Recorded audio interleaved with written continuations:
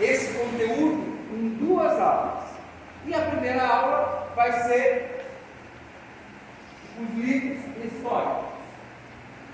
A história, a fé e a adoração do povo de Deus. E olha que coisa maravilhosa, porque a Bíblia, embora a nossa Bíblia ela não venha em ordem cronológica, ela vem nos descrevendo a história de um povo e a história de um Deus. Só que o povo não está sozinho.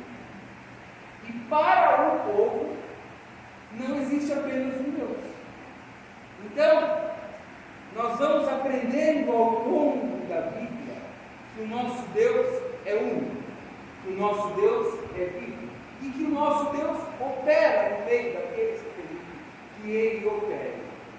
Só que o povo, por si, identifica, acredita em outras coisas que não Deus vive. E nós vamos falar agora sobre os livros históricos. E nos livros históricos, ele vem nos dizendo exatamente o que diz o título: livros históricos. Então ele vem contando a história de um Deus e de um povo que era cativo. Mas antes de ser cativo, ele era um povo que foi encaminhado para uma terra distante e que depois pôde retornar para a sua terra de origem. Um povo que foi abençoado, mas também um Deus justo e fiel, um Deus que também não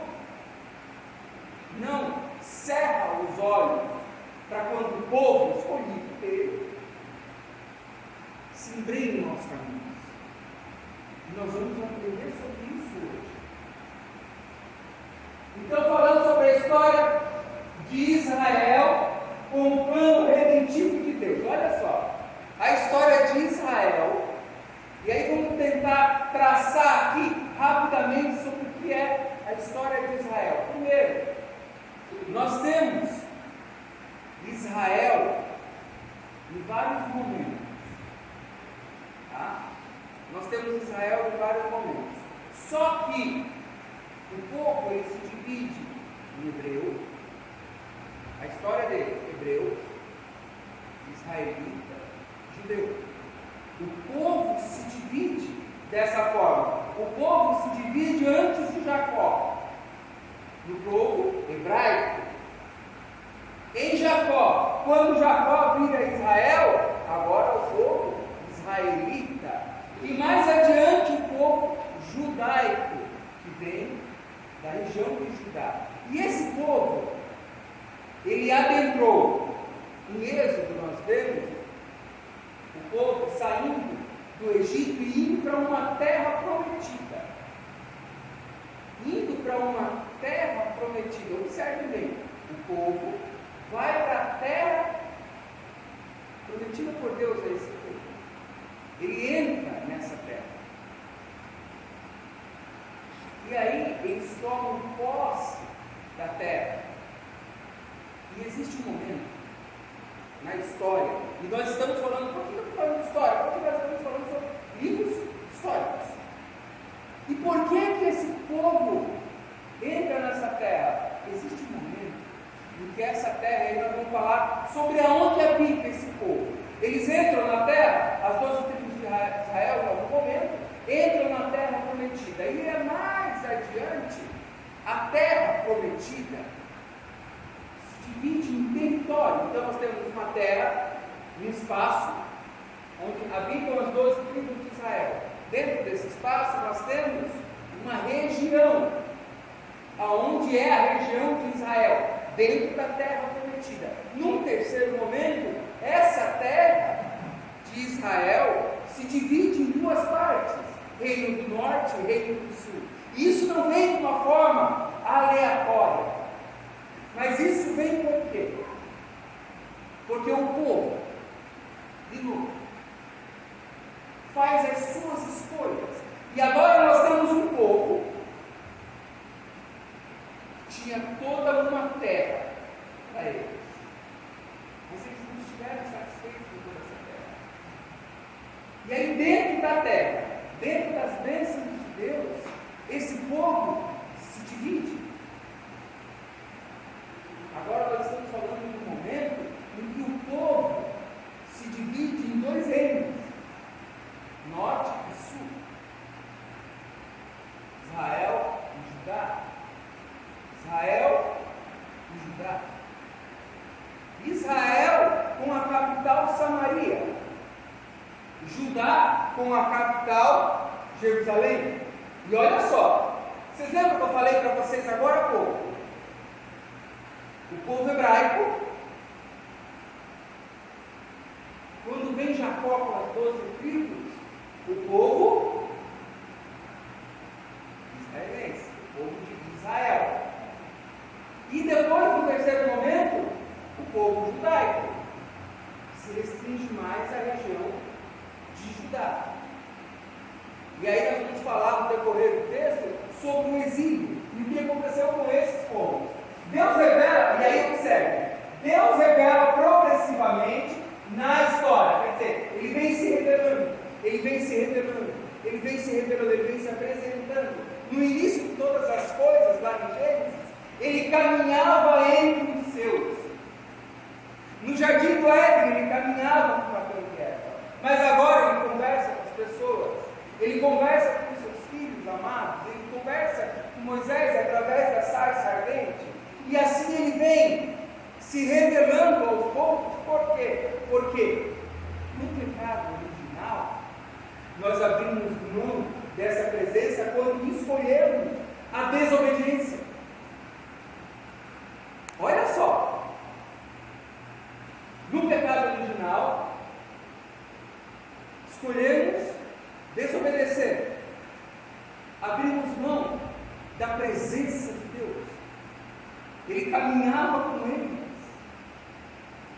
E agora, ele vem aparecendo ao sacerdote, a Moisés, vem aparecendo, ele já não caminha vivamente ao lado das três pessoas, para que vejam da forma física.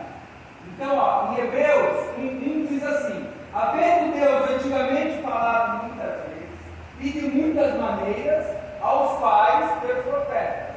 Olha só, ele já vinha falando lá no Éden, pessoalmente, cara a cara com Adão e Eva. Nós vemos isso na palavra de Deus em Gênesis. E ele vinha falando por muitas vezes, de muitas maneiras, pessoalmente, na sarça ardente, através dos anjos. Olha, sua família será próspera. Falou para Abraão, pai de nações. Falou para Sara, teria um filho, cuidado dos anjos, vinha. Então, ele vem falando de muitas maneiras. E quantas vezes nós deixamos de ouvir? Então, ele falou de muitas maneiras, com os pais, com os patriarcas. Começou lá em Adão, Abraão, Noé, Moisés, e ele vem vindo conversando, vem vindo falando com esses pais. Através de quem? Quem era? Ele falava com as pessoas, mas ele usava os profetas. E os profetas daquela época eram diferentes dos profetas de hoje. Porque os profetas daquela época, embora sejam de Deus, os profetas daquela época eles tinham uma coisa que muitos hoje não têm. Que é o quê? A confiança no povo. A pessoa que era o profeta como Samuel, o povo entendia, ele é profeta. Hoje, quando vão falar, ele é profeta, falam o quê? Sou profeta. E me digam se eu estou falando mentira. Porque eu trago para nós hoje o que era e o que é hoje. E o que o povo tem passado por conta disso? A nós, falamos nesses últimos dias, através de quem? Olha aqui, através de quem ele falou? Hebreus 1. A nós, eu e você. Falamos nesses últimos dias pelo Filho. Pelo Filho, falou como? Meu Deus, e o Verbo se fez carne, desceu até aqui.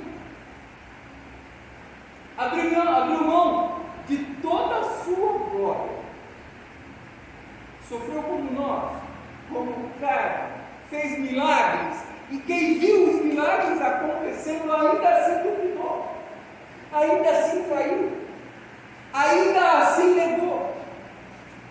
Mas louvado seja Deus, porque mesmo sendo como somos, Ele ainda é misericordioso conosco. Todos os eventos históricos narrados, eles vêm para quê? Para cumprir a aliança. Porque a aliança, ela está aqui, ó, no meu dedo, por exemplo, a minha com a minha esposa. A minha aliança com a minha esposa está no meu dedo. A aliança me impede de eu romper a aliança com ela. A aliança física impede que eu rompa a minha aliança com ela. Eu tenho liberdade para escolher. E Deus vem tratando esse povo sobre a aliança, falando com eles sobre a aliança. Os eventos vêm trazendo à memória a aliança, a importância da aliança com Deus. A narrativa bíblica aponta para Cristo, em Lucas 24, 27, e aí eu quero que vocês entendam o seguinte: estamos falando dos eventos dos livros históricos, mas aqui no Novo Testamento, já no tempo de Cristo, Lucas 24, 27 diz assim: e começando por Moisés e por todos os profetas, explicava-lhes o que dele se achava de todas as Escrituras. Então, olha só, lá no Novo Testamento, ele vem nos trazendo ainda a confirmação de tudo que foi antigo, de tudo que passou, do tempo dos pais, aquilo que aquela geração, a geração que estava aqui no Novo Testamento, não presenciou a geração que estava lá no início, em Hebreus. Em Hebreus, quando eu falo, não no livro bíblico de Hebreus, quando era o povo hebraico antes de ser o povo israelita. Vamos adiante. Aplicação pessoal, o livro de Josué. Bênção ligada à obediência. Em Josué 1,8 diz assim: não se aparte da tua boca o livro desta lei, antes medita nele dia e noite, para que tenhas cuidado de fazer conforme tudo quanto nele está escrito. Porque não farás prosperar o teu caminho, porque então farás prosperar o teu caminho, e serás bem sucedido. Olha só, Josué, ele nos dá uma demonstração de obediência. O que é obediência? Obediência é você falar assim: vai lá e pega a sua Bíblia e coloca na mesinha de baixo, e você ir e executar a ordem que foi lhe dada. Mas nós estamos numa geração que, se a gente recebe uma orientação assim: olha, pega a sua Bíblia e coloca lá na mesinha de baixo, a gente vai falar: mas pastor, eu acho melhor botar na mesinha de cima. Mas pastor, se eu colocar a mesinha de baixo aqui, eu posso puxar uma cadeira e sentar aqui então? Olha só, eu pego a ordem que eu estou recebendo e eu quero mudar.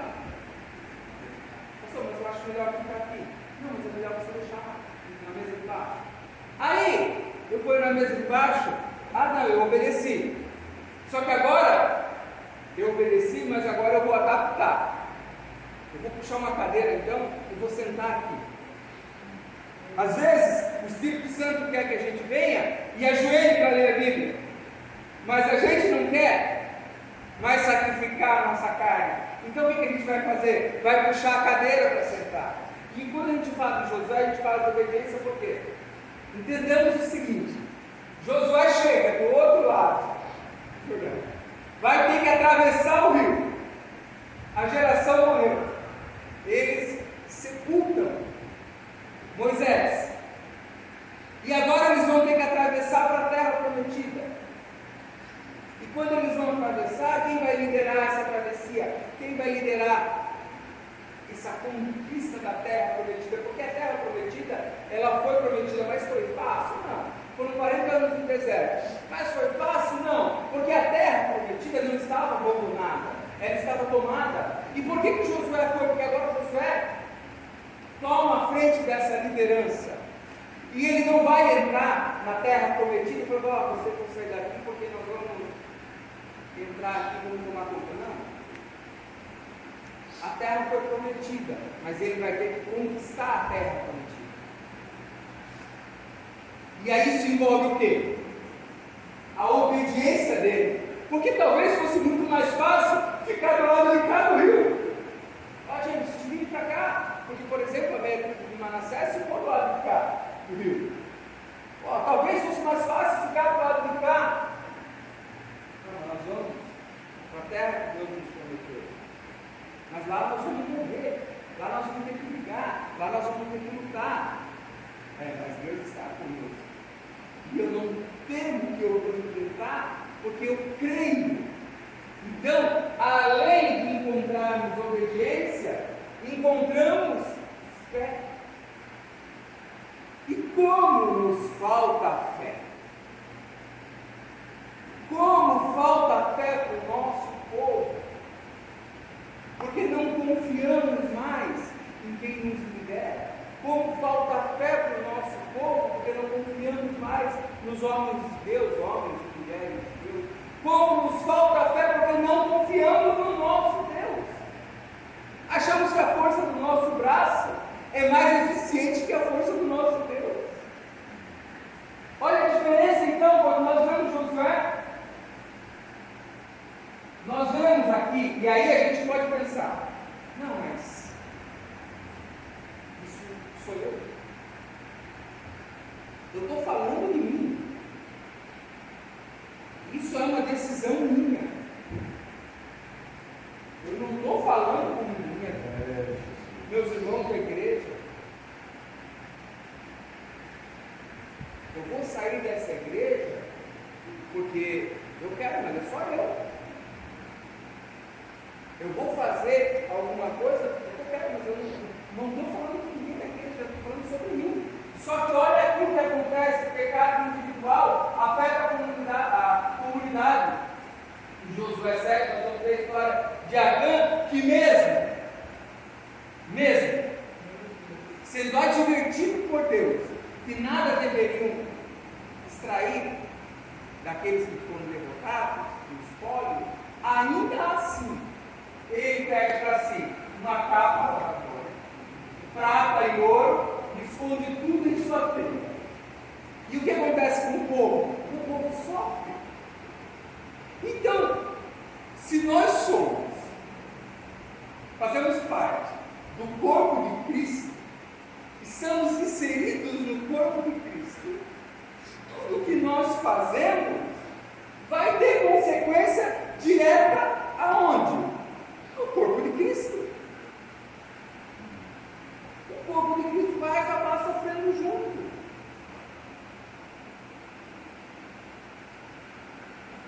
Imagine que eu e Gia, vou usar o exemplo da minha amada esposa. Imagine que eu e Gia nos separamos. Está repetindo, em nome de Jesus. Mas imagine que eu e Gia nos separamos. Isso tem a ver com o meu relacionamento com o Gia. Não tem a ver com mais ninguém.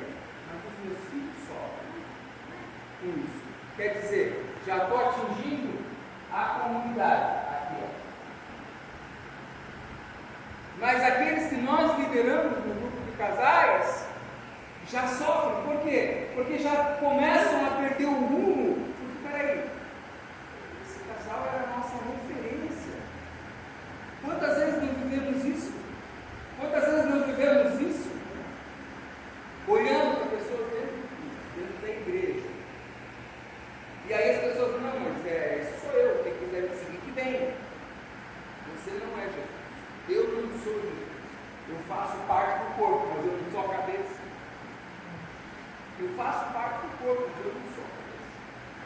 E nós precisamos entender que, mesmo que a minha ação e atitude seja individual, a resposta e o efeito vai ser comunitário, vai atingir o corpo todo. O irmão José perdeu recentemente, por conta de uma enfermidade, uma região do corpo. E olha só o que acontece. Ele me perguntou o seguinte, um dia mais, pastor, o Isso vai atrapalhar a minha forma de andar? Tem que esperar, talvez venha a incomodar. Não importa qual é o tamanho da parte do corpo de Deus. Não importa qual a região do corpo de Cristo que foi perdida, vai ter um problema no restante do corpo. Vai ter dor, vai ter que tratar a ferida. E aí? Você acha que é só você? Nós precisamos começar a mudar esse conceito, não, de que isso não, que não é você, porque você faz parte do corpo de Cristo. E as suas ações acabam refletindo no corpo. A vitória depende da submissão a Deus. Lembra quando eu falei, pega a Bíblia e coloca ali? A nossa geração quer, eu tenho que ficar aqui, acho que fica melhor, está mais claro. A outra, não, mas eu vou obedecer, mas eu vou colocar sentadinho aqui. Só que a Bíblia vai nos ensinar ao longo dos livros que a história depende, que a vitória depende da submissão. Amém. Obrigado, meu Deus. Eu me lembro de uma passagem que nos diz: em tudo dai graças, porque essa é a vontade de Deus para convosco, mas nós só queremos dar graça naquilo que nos agrada, só queremos dar graça no que nos agracia. Onde é que está a submissão? Queremos confrontar a Deus como se nós soubéssemos mais do que Ele. O povo mais maduro, não está mais tempo, já conhece a questão espiritual, conhece a Bíblia, deveria ter dependência de Deus, deveria. Mas o povo no deserto, vivendo tudo que viveu, o povo que caminhou com Cristo, presenciando tudo que presenciou, ainda assim nos faltou maturidade. Agora eu pergunto para você, quanto de maturidade você tem? Porque aqui diz, maturidade é igual a dependência. E aí, maturidade igual a dependência é assim, olha, não, eu vou te dar, mas Deus vai me colocar algo melhor na vida. E aí você descansar, isso é dependência. Dependência é você entender, não, eu estou enfermo, mas Deus vai dar a vitória. Conversávamos hoje sobre uma questão semelhante às doenças nos desertos.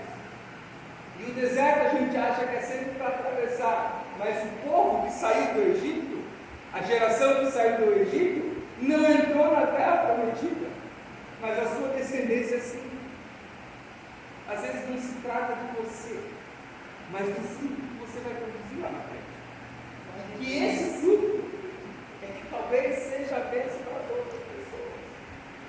Mas nós estamos tão voltados àquilo que queremos que nos esquecemos da vontade de Deus. Cristo em Josué. Eita, aí fica assim, peraí, mas que história é essa de Cristo em Josué? Vocês lembram da primeira aula quando eu falei de um exemplo de Cristo em Josué na tipologia? Cristo é revelado no livro de Josué, primeiro, diretamente, como príncipe do Senhor, chamado Cristo, por modelos, e aí observe, por modelos, Josué e Raab. Por quê? Porque confiam em Cristo, confiam no que viria, no que estaria por vir, por atributos, fidelidade e cumprimento da promessa, porque ele acreditou, sabia que isso viria a acontecer. Se a gente for fazer um comparativo entre Josué e Cristo, olha só, por que ele é o tipo e Cristo é o antítipo? Josué conduz a terra prometida, Cristo conduz a vida eterna. Josué é líder do povo, Cristo é a cabeça da igreja. O nome de Josué, tradução, Josué, Jeová salva, e Cristo, Jesus, que é igual Salvador. E nós precisamos começar a entender que Ele não é o nosso parceiro, Ele não é o nosso amiguinho, Ele Ele é o nosso Salvador. Que se entregou só para que de repente eu e os meus filhos, você e seus filhos, tivessem a oportunidade de não serem condenados. E a gente tem dificuldade para reconhecer isso. E essa dificuldade tem tirado muitos cristãos da presença de Deus. Outro modelo importante é Raabe como o cordão escarlate. O cordão vermelho, símbolo do sangue, antecipação da redenção de Cristo, salvação pela fé, inclusão do gentio no plano de Deus, tudo isso.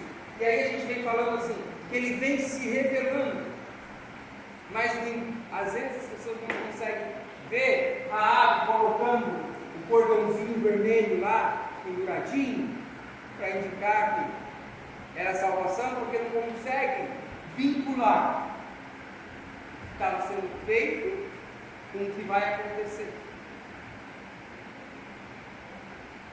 O que estava sendo feito, se a gente sair do quadro de Raabe, nós vamos pensar em Cristo. O que estava sendo feito? Ele caminhando sobre a terra. Porque aqui a gente está falando de livro histórico. Por isso que nós estamos trazendo Raabe, Josué. Cristo caminhava sobre a terra.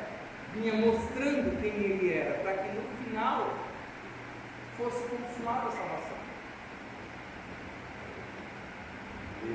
Mas mesmo assim, nós não queremos aceitar dessa forma e queremos fazer conforme a nossa vontade. Quando ela coloca o cordão escarlate, o cordão vermelho lá para sinalizar, ela faz isso como um símbolo de confiança. Nós estamos aí às vésperas da Páscoa. Não foi a mesma coisa? Porque a Páscoa do Senhor está lá em Êxodo, na última praga do Egito, quando é mandado ungir os umbrais das portas com o sangue do cordeiro que foi sacrificado. E aí o primogênito do povo hebraico, lembra que estava no começo, ele era povo hebraico, e aí os primogênitos do povo hebraico foi salvo. Por quê? Porque o povo hebraico, naquele momento do êxodo, da Páscoa, acreditou e cumpriu, obedeceu o que Moisés havia falado. Raabe acreditou e cumpriu o que lhe havia sido ordenado, colocou a mostra lá. E olha só, em Êxodo o povo foi salvo. Raabe depois também foi salvo. E Cristo depois vem novamente. E Ele nos manda fazer para que alcancemos a salvação. E fazer o quê? Confiar. Gera um pouco da nossa confiança e acreditar. Aquele que crê por quantidade será salvo, mas quem não crê será condenado. E crer é acreditar, é confiar de todo o coração, sem dúvidas. O Espírito Santo no Antigo Testamento capacitava líderes, juízes, profetas, direção divina nas decisões estratégicas. Isso aqui é um ponto que eu quero falar. Direção divina nas decisões estratégicas. Quem pratica isso em casa? Como é difícil. Pensa comigo. As decisões eram tomadas através da direção divina. Quer dizer, Senhor, como que eu não compro esse carro? Conversa com Deus.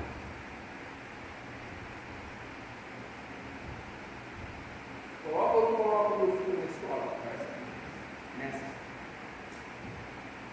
Dou um moto para o meu filho, a bicicleta para o meu filho? Conversa com Deus. Agora você conhece que nós, enquanto cristãos, e eu junto com vocês, fazemos isso diariamente.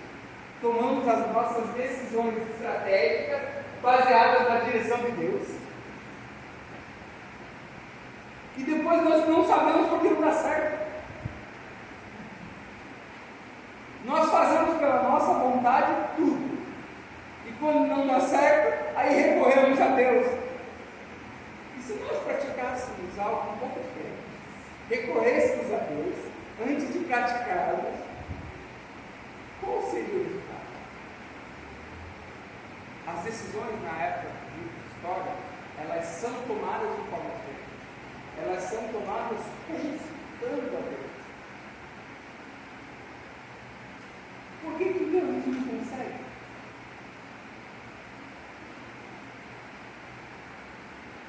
Diferenças no Novo Testamento. O Espírito Santo no Antigo Testamento, onde buscavam direção divina para as decisões, no Novo Testamento, habitação contínua. Em João 14, 16, 17 diz assim: e eu rogarei ao Pai, e Ele dará outro Consolador, para que fique convosco para sempre, o Espírito de verdade, que o mundo não pôde receber, porque não o vê nem o conhece, mas vós o conheceis, porque habita convosco e estará em vós. Olha só, pensa comigo, aqui no versículo 17: o Espírito da verdade que o mundo não pode receber. Quem é do mundo? O mundo jaz maligno. Então, o Espírito da verdade que o mundo, aquele que não crê em Cristo, não pode receber esse Espírito. E esse Espírito é esse, o Consolador, que deverá ficar conosco para sempre. Por que esse povo que está no mundo, que não crê em Cristo, não pode receber? Porque não o vê, nem o conhece, porque não creem, não acreditam nele, então não conseguem acreditar no que não vê, porque só acredita no que palpa, no que é visível. Mas vós, cristãos, o conheceis, deveríamos pelo menos, porque ele habita conosco, e estará em vós, estará em nós. Ele habita, somos templo e somos morada do Espírito Santo. Então a palavra nos ensina que ele habita dentro de nós. Só que se nós estivermos aqui, no mundo, não temos como recebê-lo.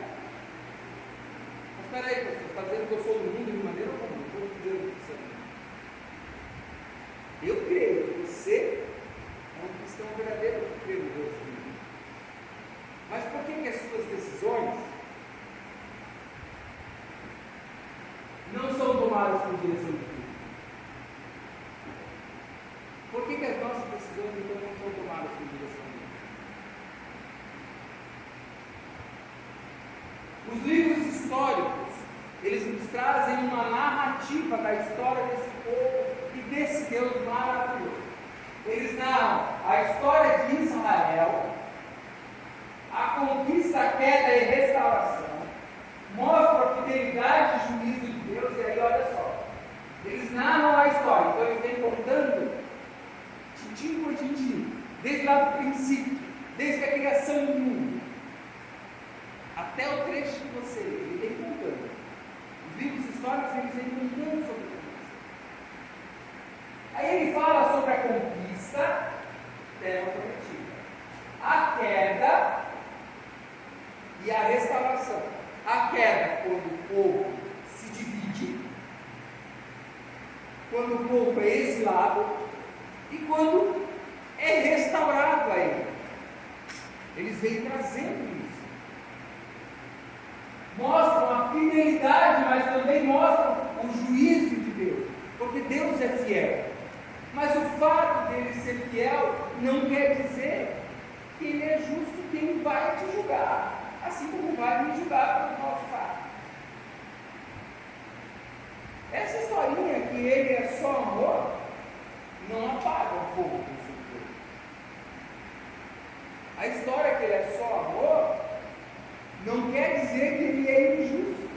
Ele é justo, ele é justiça e ele é juiz. E ele vai julgar como tal.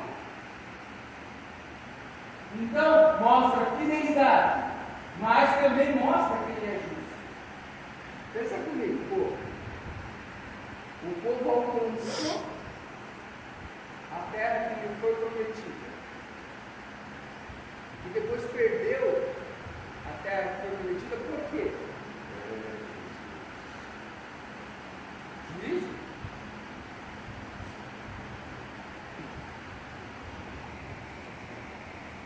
Revelam a aliança em ação. Ele vem nos mostrando que aquele que obedece recebe o seu galardão. Porque, como foi dito ali, ele é fiel. Então sejamos obedientes e alcançaremos o galardão que ele tem disposto às nossas vidas. Quais são os livros históricos? Os livros históricos eles estão no Antigo Testamento. E aqui tem uma listinha sobre quais são. Josué, Juízes, Ruth, 1 e 2 Samuel, 1 e 2 Reis, 1 e 2 Crônica, Esdras, Neemias e Esther. Vamos falar brevemente sobre cada um deles. Os livros históricos, em Josué, nós temos o quê? Os principais eventos que envolvem cada livro. Em Josué nós temos a conquista da terra prometida. Top, né? Então o povo entrou na terra que foi prometida a Moisés. Em Josué. Em Juízes, nós temos o período de Juízes, assim como em Juízes e em Ruth. O período dos juízes, aonde quem julgava o povo era quem? Era o sacerdote? Não. Era o próprio juiz. Era constituído juízes que julgavam o povo, que definiam quais eram os conflitos.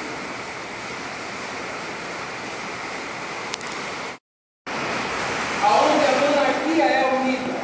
Primeira Samuel nós temos a monarquia, porque não existia rei. Quem governava